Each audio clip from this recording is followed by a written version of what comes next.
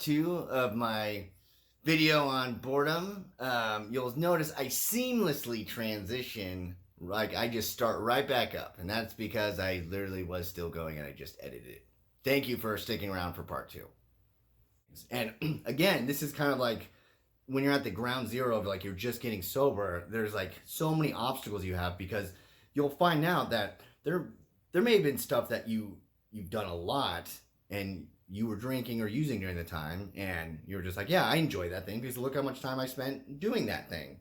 And yet when you get sober, you're like, oh wait, I don't think I like doing this that much. Or like a lot of people, not to be stereotypical, but I knew a lot of tweakers, meth heads, that were just like, yeah, I'm a clean freak, and I have like OCD about stuff, and I always like a clean house, around this certain time, and I'm always like getting in there doing deep cleans. And man, they got clean, ironically, and they were like, wait, I don't like doing any of this shit. Like, what am I, made? Like, I can't. How did I do this for hours? Like, how did I get in there with the toothbrush in the oven and like, what? No, there's no way I'm doing that. I'm doing the bare minimum of cleaning. And it became a chore. Something that was once fun was like becoming a chore in their mind. And so, I mean, if there's been just a long time of you've been steady drinking and using, like you get lost when you get sober, because you're like, you start having all these new feelings and emotions that you have to deal with, like completely unfiltered, uncut, straight to the mind, and you can't push them away anymore with any substance. You have that, and then you also have just the full clarity of your mind in what it needs to be active and what it needs to have fun and find enjoyment. And you're just not used to that. And like, there's been so many times, myself included, where I've gotten sober after years of drinking, and I was like, dude, I don't even know what I like to do. I thought I liked to do these things, but I tried doing them, and I don't even. They're not fun. And it's a tricky game too, because sometimes, honestly, there's like post-acute withdrawal syndrome, and this is like stuff that will go beyond just like physical withdrawals and things like that. Like there was times where I got sober and I was just like depressed, and I was like, I don't know if like I don't enjoy doing these things now because I'm depressed, or maybe I never really liked doing them that much if I had to be sober doing them. This happens a lot with like at work too. Like some people have to start rethinking their careers once they get like a substantial amount of sobriety, because they're like, I've realized that if I don't have drinking surrounding this, or in my case, like drinking at work, like I can't do this sober.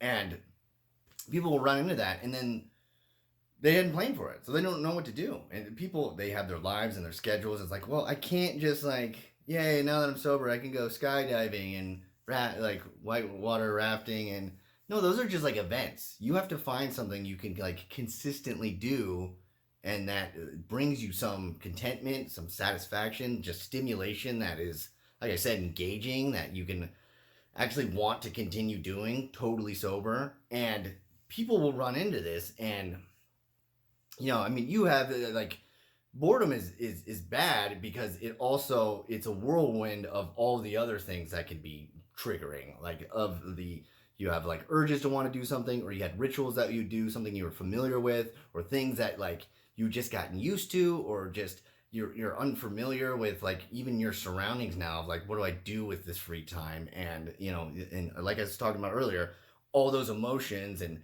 feelings rushing back and all this stuff. And now when you're dealing with all that, and then you find yourself just bored, it's all coming at you, like it's all just from all different angles, like weighing you down. And like I talked about earlier, just almost that anxiety of just like, oh, what do I do, dude? The time is just like moving slow. Like, I thought this would be great, I have free time, but now this is almost like torturous. I can't go to work now at this moment, and I don't know, there's not a whole lot of people around that I could bug, or they're doing stuff. And ugh, what do I do? Like, boredom can be bad enough to where I would think, I thought it was like a part of like craving, but I noticed it was its own separate feeling, where I just started like getting itchy in my own skin of like, like I'd start, and I'm not normally a fidgeter, and I would just like, start doing stuff, and I'd just be like, what am I doing? And I had this like sort of like really strong acute ADHD out of nowhere.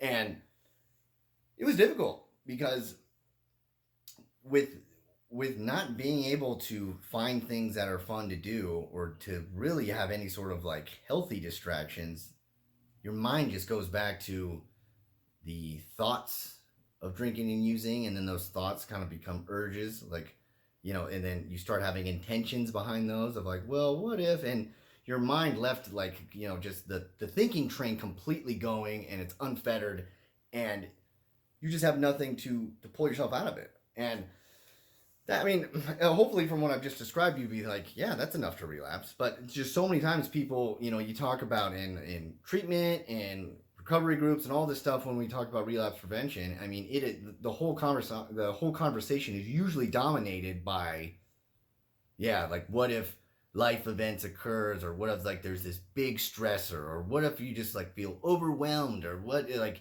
what if like relationship problems, like, and all those things of course need to be talked about and discussed and planned for, but it seems like they give little to no time to dealing with boredom. And it's something that I've had to struggle with a lot. And again, part of it is that you have to put yourself in uncomfortable positions and kind of get out of your shell, and especially if they have any sort of like social anxiety problems, or you just have a very uneven keel like of your schedule, or like you can't, there's things you want to do maybe with other people, but like your schedule won't always allow for it. And people talk about like, if you're bored, go to a meeting. Totally fine, great idea, but you know what, that's not going to work all the time, because sometimes you don't need like something of therapeutic value. You just need something of, I mean, to put it basically, you just need something fun. Like you just need something where there's enjoyment. And some people find that pretty quickly, and there's a lot of people that, the things they did when they were drinking, as long as they can kind of like detach those urges or like the familiarity of drinking with that activity and continue to do that activity, that's fine too. Like one example is my own, where fishing, I like really enjoy fishing, and I did it a lot when I was drinking. I mean, that was mainly because I was always drinking, so like literally anything I was doing when I was drinking. But that was one where I was kind of worried about getting back into it, because I was like, man, I remember drinking a lot. I remember having like, the water bottle filled with vodka in the tackle box, and just, I don't know like, what's it going to be like if I do that without that. And that actually, it turned out, it was a little bit touchy at first, but turned out to be fine. It's something I still enjoy doing, and something, weather permits, that I will go and do. But there was a lot of other things that just, they did not work out. And I was like, oh no, this isn't fun anymore, or this isn't like what I thought it was going to be if I'm not under the influence. And it's just, it's something where, on the surface, it's known that's like, yeah, recreation activities and stuff is important in recovery, but you really got to hammer down on like the therapeutic stuff, and like the shaping of your character, and all those things of like rebuilding your life, and like healthy proactive activities. And those are all fine and dandy, but I'm not gonna lie, a lot of like the healthy proactive activities I do aren't really fun. And there's only so much counseling you can do, or so much meetings you can go to, or like working steps, or like even things for me like meditation. Meditation is very helpful, but I would not really I wouldn't categorize it as fun for me. Like the type of meditation I do, it's not very fun, but it is a healthy sort of exercise for my mind. And I would even say the same thing, and this is different for people, but like I exercise, but I do it because there's like a rush of like endorphins that you'll have, and it's healthy for you and all that stuff. But I wouldn't necessarily, like, in my case, constitute that as fun.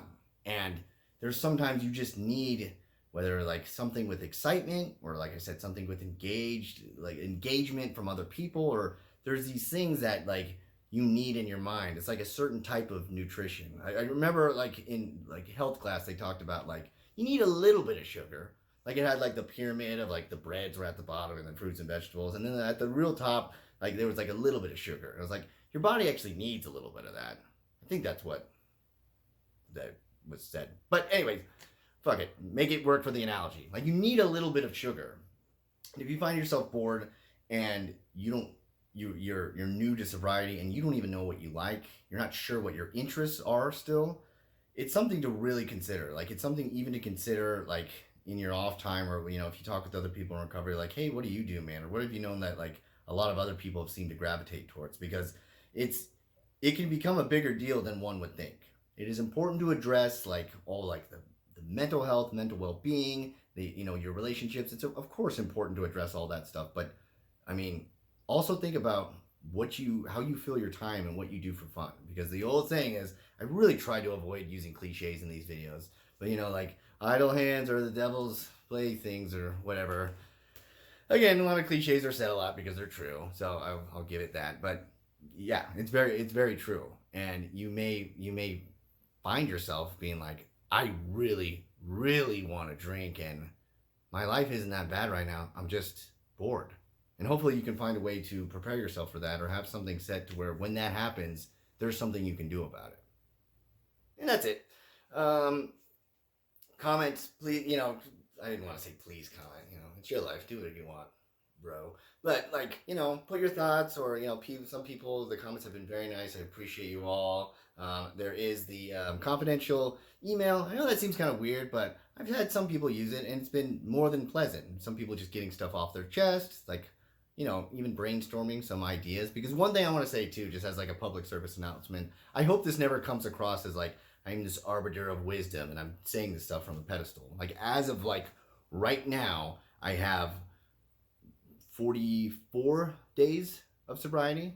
I had to start over again in my life. And so I hope that you can find value in this stuff, that I'm in this process too. I've been doing this for a long time, have had times of success, and then unfortunately a lot more times of failure. That seems too strong of a word, but just not moving forward. And I'm not saying that I'm certainly not a doctor.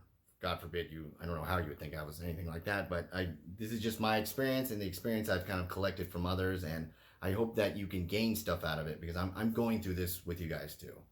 And like, subscribe, share, do all the things on the phone that you do to give value to this thing. And hopefully I'm not just a person slowly going insane talking to a camera. But again, appreciate any and all feedback, and be well and don't get bored, especially watching this video.